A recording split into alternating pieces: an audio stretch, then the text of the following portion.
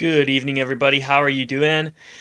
Just wanted to take a little break tonight and talk a little boxing. Usually I talk a bunch of politics, sort of one of my standard things, but it was a really refreshing weekend in terms of boxing. There was an excellent heavyweight bout between Tyson, the Gypsy King, Fury, Deontay Wilder.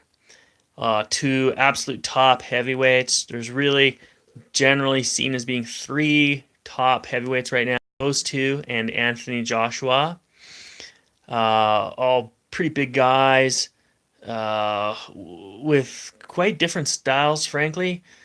Fury is sort of a guy who's really, really hard to hit, really big, uses his size against fighters. Wilder is sort of, again, sort of a unique style, lunging around, uh, big hands. Both hands are heavy, very, very heavy. He hits incredibly hard. And then Joshua is sort of the supreme, um, sort of excellent boxer, phenomenal physique, very good athlete, very athletic.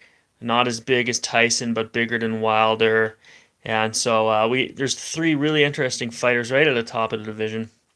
So Fury and Wilder were fighting this weekend, and Fury's story was is quite incredible. He's a an Irish traveler who was born in England. So travelers, if you don't know, are essentially gypsies and are are sort of outcasts in English and Irish society. I think it's fair to say in a lot of ways that they are. Um, and he's actually from a bare knuckle fighting tradition. Like I think his uncle or something was a famous bare knuckle boxer. Deontay, I don't know as much about him. He's from Alabama. Was an Olympic. I think he won the gold in 2008 and has worked his way up. Honest fighter, interesting style. Um, Anyways, those two thought it was a draw, which, however you get to a draw, it is probably fair. I think that from what I gather, most of the rounds are scored for Fury on anybody's scorecard, but Wilder had the two knockdowns and almost had the knockout in round 12, except for Fury absolutely rising from the dead, like he was lights out on his back, uh, asleep, and he popped up at six, the count of six, like nothing had happened. It was truly an incredible thing. Not only that, he went on and walked down Wilder, and I'm probably, and won the round after that instead of just hanging on for sheer life. Anyway, so that was an incredible fight, um, and I don't know as much about Wilder's story. Fury's story is incredible. He rose from nothing to become the lineal heavyweight world championship when he beat Vlad Klitschko. I think that was 3 years ago now. He didn't have a goal after that point, he said, and he spiraled down into depression, was doing lots of coke, lots of booze, put on, ballooned up to 400 pounds, if you can believe it, was on the verge of suicide when he sort of saw the light, came back, got in the gym, lost 140 pounds, and had a few fights to get the ring rust off, and then had this one, which was a draw, but a draw for the heavyweight championship of the world with Deontay Wilder's WBC belt. Incredible stuff. He credits, God is a big thing for him, as part of his recovery, and is talking about the importance of mental health, and he's really a hero to a lot of people, including me, in that regard.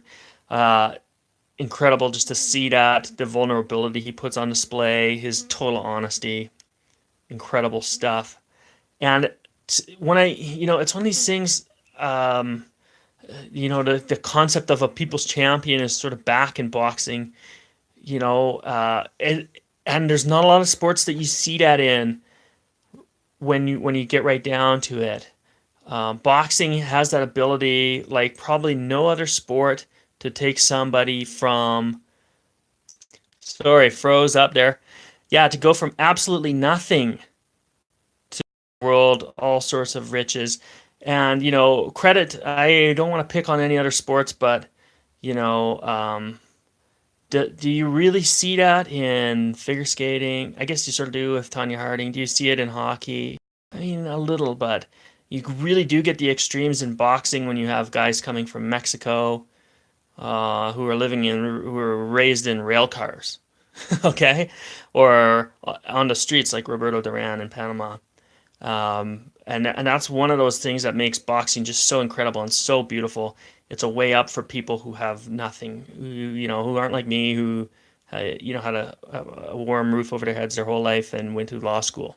Okay, Tyson Fury is not that guy, but his story connects with people all across the world for that reason, because everyone can identify with a guy who has been down and clawed his way back up. And even though it's an inspiring story for anybody who's ever been down, even if very few people are ever going to rise to those heights, let's be honest. And it's an incredible thing about boxing, and it's what makes boxing one of the ultimate sports.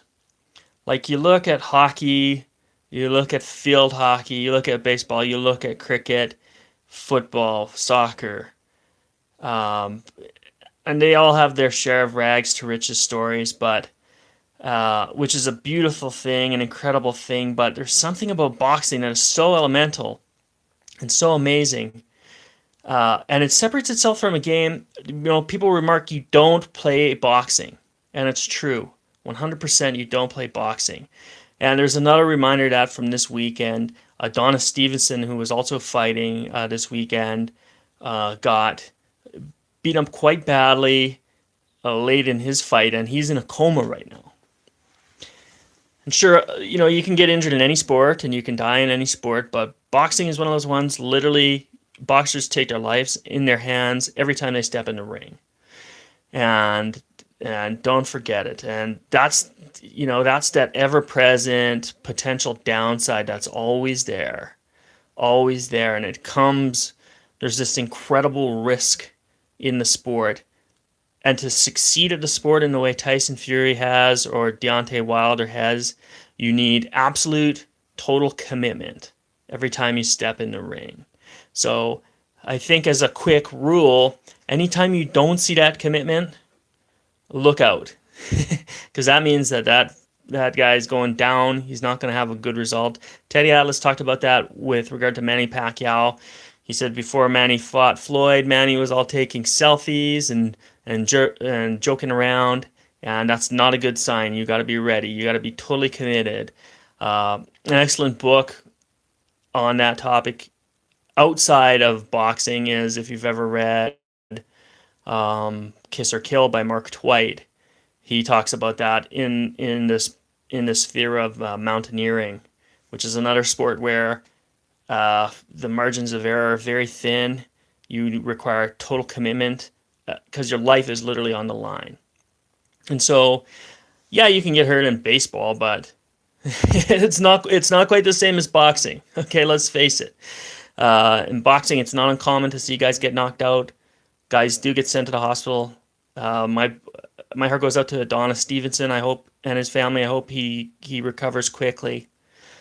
But yeah, that's just one of these fundamental things that's so primordial, so powerful about boxing, is that there is this element, this base, brutal human element to it that you just don't get. It gets diluted by the time it's on a hockey rink. It gets diluted by the time it's on a baseball field, but it's very, very evident in any boxing match that you are dealing with two men, one-on-one.